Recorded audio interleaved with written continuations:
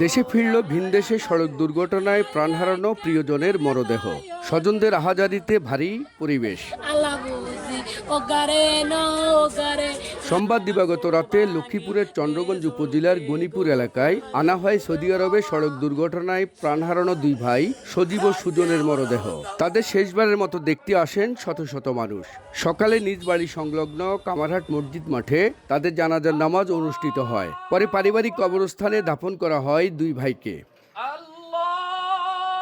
গত 15 জুলাই ব্যবসা প্রতিষ্ঠানের পণ্য নিয়ে ফেরার পথে তাদের বহনকারী গাড়িটি রিয়াদের ওয়াদি আল দাওয়াসির এলাকায় পৌঁছালে বিপরীত দিক থেকে আসা একটি কাভার্ড ভ্যান সজোরে ধাক্কা দেয়। গাড়িটির দুমড়ে মুচড়ে ঘটনাস্থলে মারা যান সজীব। হাসপাতালে নেওয়া হলে মৃত্যু হয় সুজনের।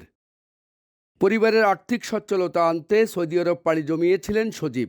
দাম্মামে করতেন খেজুরের ব্যবসা। চলতি বছরের শুরুতে ছোট ভাই সুজনকে কাজের সহায়তার জন্য তিনি নিয়ে যান দেশটিতে। নিহত সজীবের স্ত্রী ও 2 বছর বয়সী একটি ছেলে রয়েছে। মাজহারুল আনোয়ার টিপু, সময় সংবাদ, লক্ষ্মীপুর।